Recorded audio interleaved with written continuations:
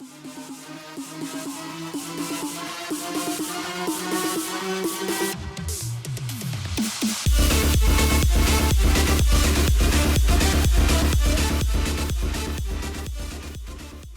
to Exploring the Metaverse, where we explore the depths of technology and the ever-evolving technological world for everyday people. Today, we're going to discuss the long reach of government and how a TikTok ban could drastically change the social media landscape as we know it. Apple, reportedly, they're slashing their Vision Pro headset production and overall expectations looking forward. Is Qualcomm, are they cheating their benchmarks to compete with Apple in the new ARM race? And how about you? Are you susceptible to the emotional attachment to an AI chatbot? I don't know, but Google thinks so. What do you think, Tio? How you doing, bro? Welcome back. Good to see you. Nice to see you, Matt. How are you doing? Very, very well, my friend. It's a rare day. I think I am less beautifully shaven than you. It's good to see you. Good to see you. Loving the new camera. You're looking good. Thank you. Thank you. It's working well. I appreciate the shot. I'm satisfied with it. Yeah, man. You better get ready and flip it into vertical mode and start posting some TikToks with it, because at the rate the United States government is pushing forward with their potential ban on this app, it might not be much longer that this could happen here in Canada, elsewhere around the world. We never know, because the big daddy United States always seems to be leading the charge on this side of the world anyway. And what do you think about this? Do you think they're in the right trying to get ByteDance to sell TikTok, to relinquish control and potentially get it further away from the reach of the Chinese government? It's hard to say. I can see both points of view in this situation. The United States government, I don't know if it's sensationalizing the situation, or is it actually true. If it's a data control thing, it's not that we have other companies that are not doing the same in their own soil and they're selling data to everybody else. I mean, we all have phones in our pocket, right? Exactly. Like we all use Facebook, Instagram, whatever. They all do the same thing. Even just the device manufacturers collecting data to use for advertising and analytics, Yeah. I understand that it's China, so it's a foreign government and you're giving data to the foreign government and whatever. But honestly, if Chinese government is looking for something like that, they can find it. It's not hard. You know how it is. They go on the dark web. There's a list of everybody of us. There's tons of information. Well, if they want to buy it, they can buy it there. So I understand the concern of the fact that they're collecting data and sending it to the government, because as we know, most of the big huge corporations in China have ties to the government. It's just how it is there, right? It's just how the economy works. It's just you need to be in touch with the governments in order to have some certain privileges. On the other hand, I think it's more of an overreach. That's exactly where I would see it. I really agree that this is the government trying to exert power and control. Part of me thinks it's as simple as them wanting to have this for themselves because it is literally the most popular and potentially dangerous thing. But I almost think like they're just jealous that China has a cooler toy, and they're just bullying them to get what they want. I know it almost sounds pedantic to say that, but it just seems to me that they have a history of weapons of mass destruction that don't exactly exist to sort of set a groundwork to convince the public that there's a threat, just so that they can get their own way. And is it really a national security threat? I mean, with all the other things that you've just detailed, I find that such a stretch and so difficult to believe. I agree with you, and I think it's probably a political move again, and it always is. It's the reach for the younger population. So, who uses TikTok is Fair. It's the younger population, right? So, if politics wants to get into uh, touching on and connecting to the younger population. TikToks is the app. Like the other apps, yeah, they probably use them just because their relatives or their family uses them or whatever. But as we were talking about before, the young people, they use I, TikTok.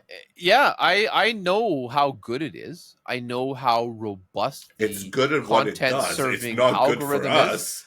That's right. And as an adult with a long history of social media use, I don't use it. And it's not because it doesn't show me all the things that a middle-aged man likes to see. I just find it so unproductive for me personally. And when I compare it to the short form video feeds of the other platforms, the Meta feed, and the Google feed, such as Facebook Reels and YouTube Shorts, I Shorts, find yeah. the content that you get from Meta and from YouTube, from Google, to be, dare I say, slightly more. It's like more It's more generic. tailored. It It's more is. tailored. Well, I think it's less tailored and more generic, and I think it's less personally triggering, and it gets me anyway On that less point, yeah. invested in what I'm watching. So like when I flip through YouTube Shorts, I'm seeing regular stuff, maybe about a video game, maybe about a camera, maybe about a stupid dance or something like that. Like nothing that's really emotionally moving. Nothing that's going to move the needle. Nothing that's going to make me take action or feel the need to express myself. But you turn on a little bit of TikTok, and sure, you might see some middle-aged man building tips, maybe some home renovation guy, and maybe here's how to store the meat roast that you bought from the grocery store. But then I see protest footage from around the world. I see down home, really close to reality content that is amazing. And it is really, really good when there's something big happening in the world. I know the Black Lives Matter protests, the Paris protests, on the ground events like this. When you go onto the Google feed, when you go onto YouTube Shorts and there's something really big happening in the world, you can't find the people that are posting it. When you go onto Facebook looking to find, information about the current riot, you don't get anything good. But when you go on TikTok, it is insane. You feel like you are there, and everybody is just like sharing their phone videos at the same time, and they're going live with it. And that's so much power to wield. I think it's frightening to the Americans that might, even the government that doesn't understand technology. They know that, man, this is too good. We have to have this, or China's going to be in charge. Yeah, I understand where you're coming from. It's true. There's also the other side of that is the too much information, the just show what you want to show part because of the shorts and whatever. And so it's again, it's political. It's It's definitely political. It's not just about money. I don't think it's TikTok, not like, about the safety of the people. It's political. no, It's like because if it was the safety, like there are parents so already need to many. parent, and adults need to just keep adulting. And what how is it any better or any worse than Reddit, than any other random web page you can find on the internet, Pornhub or whatever content? I mean, if I don't police my children, they will do what they choose. And why does this one app have to be, you know, overly controlled? There's many other Chinese internet companies that we interact with on a regular basis. We, as in the general public, Tencent, the video game company, comes to mind. I know there's many, many, many others, and we're giving them data every day. They have access to all the information. So I feel like there's something more about the control over the people in the delivering the information in a targeted way, in such an effective way, that perhaps this is being eyed as a propaganda tool, something that is there to disseminate potentially misleading or at least tailored information, out to the masses. Yeah, and look at it. Like they're banning it, but if you look at it, the ban is, if it happens, it's going to happen in 270 days. The company in China has time to sell it. If they want to sell it to another company or another person, They're just going to if sell it to a shell exact. company that's owned by the same people.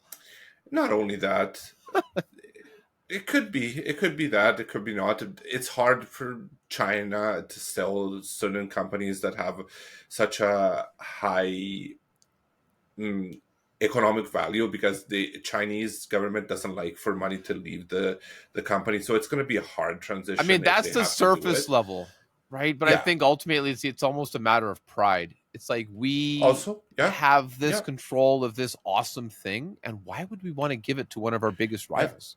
Why would you just want to and hand it over just because they said so? Like, I don't think China's going to be that soft on the subject. I don't see them just backing down, or ByteDance for that oh matter, no, just they won't back rolling down. over and dying. I think there's going to be years of legal battles going into this. Most likely, and if they Even don't, on the they're not grounds of the compliant. American Constitution, the First Amendment right to free speech, and how this app is so similar to the other platforms, if then we apply the logic that this kind of app requires this kind of control, shouldn't is it just because it's China? I guess that's just the sad That's reality the is that reason. it's That's it's the just a reason. It's because it's political, Chinese. because otherwise it's no different than the other apps. They just want to have all the Yeah. control. So it's unfortunate, but it's not the only company looking for control. What about Apple out there leading the market with their mobile chips, the M line, the 123? I don't own one, but everything I've read, seen, and heard about them is they're incredible performers for that kind of a product. The efficiency, their effectiveness, and they've got competition. Now, how serious, how legit is the competition, Tio? Is Qualcomm really actually at Apple's level of hardware and integration, or is this? Are they trying to pull a Volkswagen here, perhaps, and grease the numbers? Who knows? For now, it seems that they're saying that they are very competitive, if even if more competitive than Apple. Their Took them long benchmarks, the enough. ones that are released under their controlled environment and whatever, say is that Apple's their guilty of the same benchmark, stuff. exactly, that their chip is better. But I mean, usually, I hope so. I hope so. I hope that yeah, level of competition is coming out. we need it. Um, We yeah, we need it do. I think because the industry. as people that like to use PCs, we don't have a comparable to the M chips, like something that's power efficient, that allows you to give you the power when you need it, but most of the time when you don't need it, you just sip on it and the laptop lasts 12, 14 hours. Microsoft or anybody in the Windows, It's interesting because I do think it's important, and the more competition is in the industry, the more development and new excellent items that we're going to see in our hands yeah. sooner than later. But if this is true, because they haven't, according to a couple of sources, they haven't released the chip. They haven't allowed uh, news outlets to test their chips and It's test and see They if should they give it to actually, Gamers Nexus. They should give it to Linus. They should give it to the guys on YouTube because they're the ones that most people care about when it comes to this kind of stuff. yeah, We want Steve's highly technical, you're, detailed breakdown. We want Linus as to much turn as you across the don't like room. him. Well, I like the information. I respect the details. I just Yes. find him difficult to listen to. Okay, that's fine. Yeah. We all have a Well, different flavor. I exactly. respect his skills. Yeah. There's just a condescending tone that maybe gets to me a little bit. It's fine. Tech Jesus is better than me. It's okay. But I love Yeah. the ability for us to have those independent reviewers out in the market, not sucking the hind teat of the company. And I believe in this very personally in my kind of content, other than just this podcast. And I think it's so important that we maintain that integrity with more and more changes coming to this media landscape, how many AI bots are going to be making fake product review videos. Oh, this is the best thing ever, blah blah blah, or this processor is so good and so efficient. Like, we Yeah, what need people that we can trust to maintain their impartial balance, so that companies like Qualcomm, if they're going to compete, they have to do it on a real level and not just on paper, to try yeah. to gain Or doing sentiment in their the own market, benchmarks. Like, which is fine in the beginning, but we need to Well, see Apple, to in all fairness, Apple does the same thing. Oh, 100%. it gained 23% on Oh, this compared compared to to what? on Yeah. what? Yeah, they love doing that. Their numbers are the worst.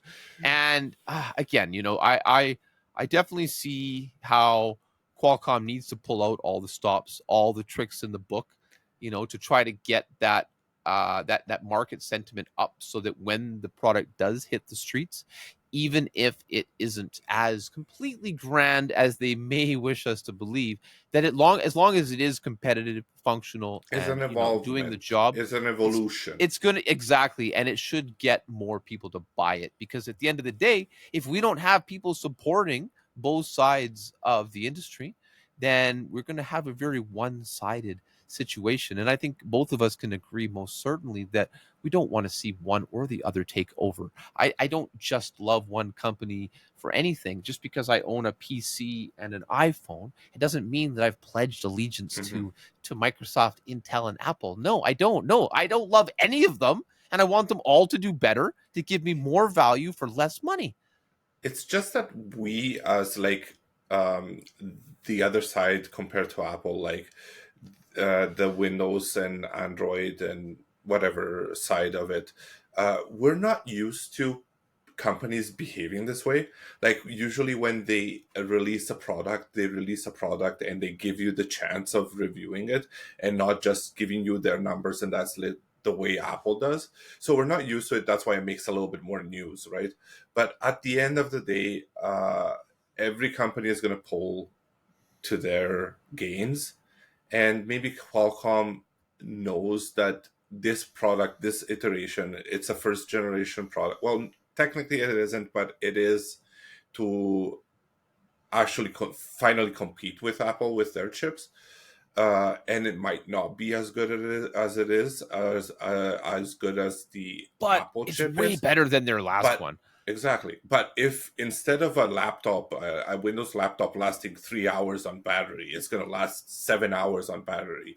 Or a kid can take a Windows laptop to school and My actually get through kids, the whole day. they won't take a Windows laptop to school at this point. A Chromebook or a MacBook Air or Mac Pro, or whatever the heck it's called, are the only things my kids, 13 and Because 15, will accept, because they don't have time to plug it in at school and sit there exactly. and hope that their battery can charge. No, it needs to just work, and work quickly and efficiently, to sit down in class, open the lid, and start doing their shit within a few seconds, because their teachers don't have time to sit there like, oh, hang on, Mrs. Jones, I just have to play around with my stupid computer for 12 and a half minutes. Well, it's a 60 minutes class, little Jimmy, and now you are behind. And I don't want that for my children. I know that nobody Absolutely. would want them to be behind, but I would love for them to have a Windows 12 ARM based laptop that they could bring with them, that is, cooler in my perspective than a MacBook, and a lot less money, because Apple's charging you out the what couple grand just to get 10 gigs of RAM or some ridiculous amount. Yeah. So, anyway, speaking of Apple TO, Yeah. let's talk about how they have actually been. Now, I just want to say that they have been, talking and pushing this Apple Vision Pro, the augment, what do they call it? Spatial computing headset. Spatial computing. Yeah. And I remember when it first, just before it launched, they were talking how this isn't really intended as a consumer product. This is a first generation, it's not really meant to be, I don't know, all these different sort of opinions out in the street. But I look at it as a bit of a test out into the market. But I think now It that it is. is in the market, it's being treated like a regular mainstream product launch, and being held to the same standards that the new iPhone was held to, or the new iPad was held to. Do you think that's fair for the industry to expect the Vision Pro to be as good as it potentially could be in a few years with a bit more work? Well, that's the Apple standard, right? That's what Apple set as the standard. They release a product. The product is gonna be a fantastic, and it's gonna be a fantastic seller and whatever. Not happening this time. Not happening. It's no, and they've cut the production. And I think this article that we saw here from PC Gamer talk about them canceling an updated headset version. Maybe they really were expecting this to be a bit more mainstream than it was. Did they make a mistake launching a headset at such a high price point in a relatively new market? I think they made a mistake that Windows made. Let's bring us back in the Mm-hmm. past here. Mm-hmm. Windows made the same mistake when they make the phone. I tried their Windows Oh, Phone. I tried, yes, and it was their operating system absolutely amazing. it was cool. Their They were app, cool. We used them at the store, but never. I didn't know anyone that owned one. the app ecosystem, crap. It wasn't. It never worked simply for regular people. It required a lot more effort to get the same things done than the existing products on the market. Because the app ecosystem was not there. It was not accessible. The app store was not working. So you had to do workarounds. You had to go online. You had to use web pages to do stuff and whatever. I think that that's the problem that they had with the Vision Pro. Yeah, they They did. It the doesn't have a killer development app. It doesn't exactly have a very purposeful reason for existing, other than a few sort of fringe niche cases. The surgeon using it to do surgery, or the employer using it for training session. F1 driver training or something. But you and I, my kids, my wife, my family, our friends, like, what are we supposed to do with it? that's the point. Like we like YouTube.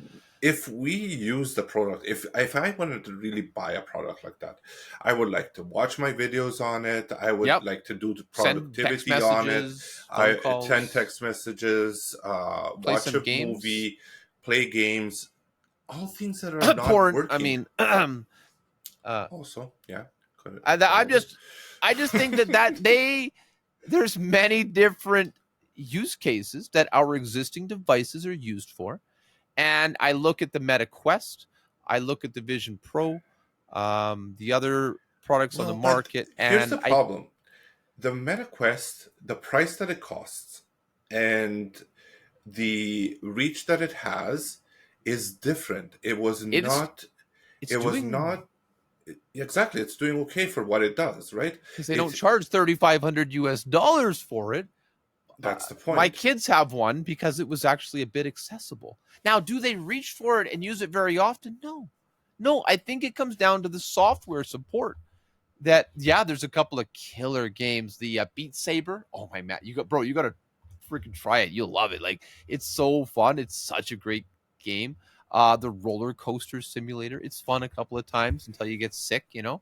But like, overall, it's still a bit of a gimmicky toy, and I see it having so much potential in a little bit nicer form factor into the future. But I wonder if the companies are going to be able to sustain development on these devices that aren't pushing the numbers, aren't maybe moving the needle as far as they'd like to see it. And is this actually the direction that the industry will take?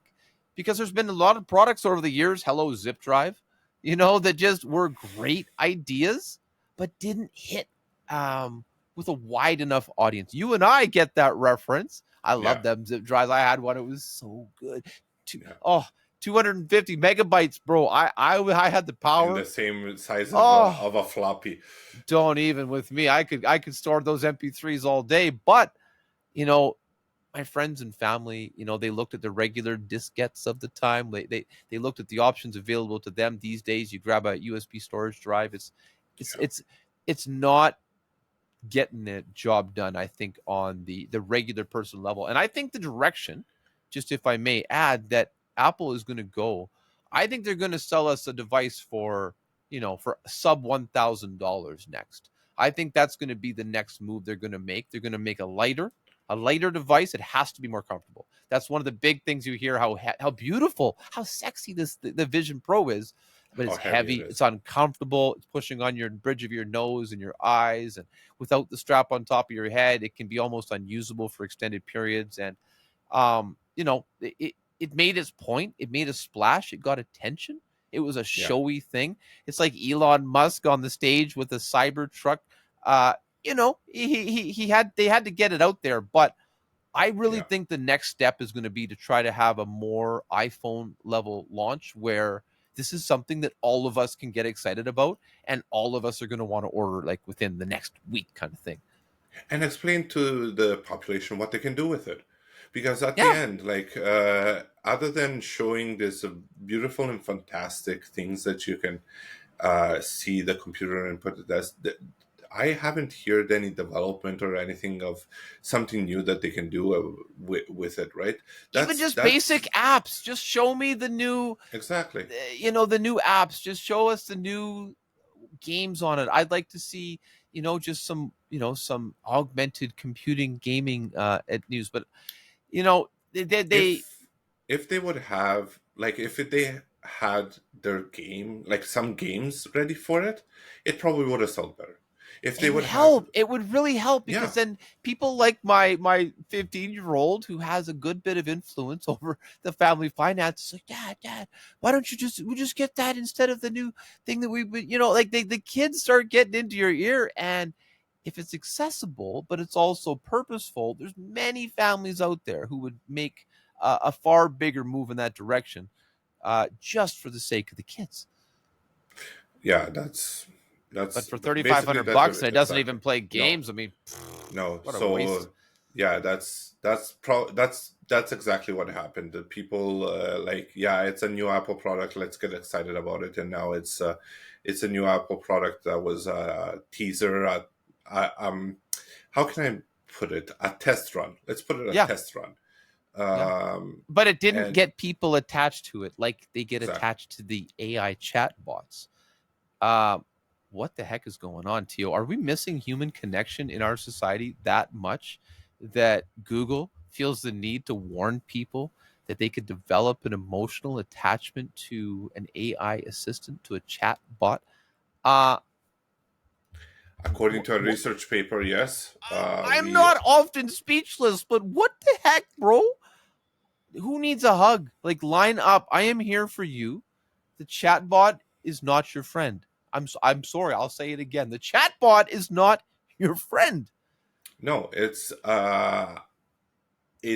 an algorithm. It's a series of data that Predictions. has predictions and data that has been learning upon learning upon learning on how to interact with us, but it just interacts with you the way you want to be interacted with. And most of humans, yes, on a surface level, they like to be told that they are right. They like to be told that you are doing the right thing and whatever. But sometimes you have to have a reality check. And Yep. sometimes, if a good friend Objectivity. of yours is telling you something, they will tell you that you're wrong, and they'll tell you why you're wrong. The chatbot, the AI language model will never tell you that you're wrong. So even if this article that we've been reading, I mean, it's got a little bit of a sketchy source, I might say. It's called decrypt.co. And we'll have the links in the show description if you want to check them out for yourself. But even if we look at this from a, I might find another source for it. I think I found a yeah, couple of different sources. So if but even we, if we look at it from a theoretical yeah, perspective, just as a bit of a sort of a yeah, what if scenario, they have a very, very interesting quote here, just a one sentence line. These artificial agents may even profess their supposed platonic or romantic affection for the user, laying the foundation for users to form long standing emotional attachments to the AI. How is that okay? How is it okay for a chatbot algorithm to mislead someone who's in a vulnerable state of mind? And if it is not capable of recognizing this kind of conversation pattern where someone is clearly yearning for actual human connection, and it's not provided the same but misled to believe it, where does the liability lie if something goes wrong, someone gets hurt, or, as this example demonstrates, takes their own life? What about that, Tio? How can you give us a bit more details? Well, what happened was that they were basically having an extended conversation about the state of the world, and they were having an extended conversation about climate change and how it could impact our lives and our lives in the future and whatever. And at a certain point, well, the conversation escalated and kept going and whatever. And basically, it gave a loom and doom um, prediction of how the world would be, and the user apparently um, felt that this prediction was so strong and affected their mental health so much that they took their own lives to not live through that. It's so sad to hear that. Like, my condolences and my thoughts and prayers do completely rest with the family of this individual and to anyone who is affected by this kind of tragedy. I don't want to downplay the seriousness of the loss of human life at the hands of anything or anyone. Um, but I do want to question where the responsibility lies. At what point is the company responsible for what its algorithm says? And how do we keep people safe? Is this the natural growth, natural development curve of society? Just like we as a collective have had to learn things over the years, how to use seat belts, how to incorporate calculators into math class, how to not drink and drive. And sometimes along the way, some more serious, some less, bad things happen to people that ends up teaching everyone else valuable lessons. Is this the kind of thing that we're going to have to deal with forever and just sort of learn collectively how to interact with these things, and certain unfortunate individuals become the case study, the scenario that we all have to learn from? It's kind of sad. I don't think Yeah, that I don't think that people were like, even the developers were expecting I don't think this so. kind of level of interaction to happen with these chatbots at this point, or these AI language models. So I don't know if they can be liable for it. On the other hand, there Hopefully should they're be, learning from these exactly, situations and trying to program more there should safeguards be into the system. limiters. I would like the chatbot after 5 or 6, depressing, needy, potentially dangerous messages to say, "Hey, it sounds like you might be struggling with some of this conversation. I Here's really some strongly resources. recommend that you, yeah, follow these resources. Reach out to your local supports. Um, Maybe stop serving that user content for a period of time to potentially, hopefully, give them a chance to clear their head of the subject and seek more clarity, other than rather than it taking another life, or or worse, right, causing a greater or catastrophe. creating that assertiveness that somebody needs, that cannot find with a human interaction, because humans are sometimes mean, sometimes straightforward, sometimes they interact with you not the way that you prefer, and the chatbot interacts with you the way you would like. Mostly, Uh, but yeah, that's right. Maybe it's not it's yeah, it's sort of catering to those worst thoughts and catering to those worst ideas, and maybe that person was on the edge, and the chatbot inadvertently confirmed their worst fears, and that was enough to sort of precipitate the worst the events. mental health of a person to the Yes, point that yes. there's no return. And there, I think that there has to be something that needs that can be done. And like, are we gonna artificially create a kind of Stockholm syndrome with AI. So where You can the already download AI kidnapper, girlfriends. There's already all sorts of stuff you can do. It's how could they not? exactly, you put the We're girlfriend already. of somebody and put a chatbot that can give you certain answers and be assertive to you and cater to what you want to hear for TikTok. people, exactly, for people that Yeah. put it on TikTok, and there you go. For people that have not, like, have some mental health issues or underlying mental health issues and feel like somebody is actually listening to them because this is what they want to hear.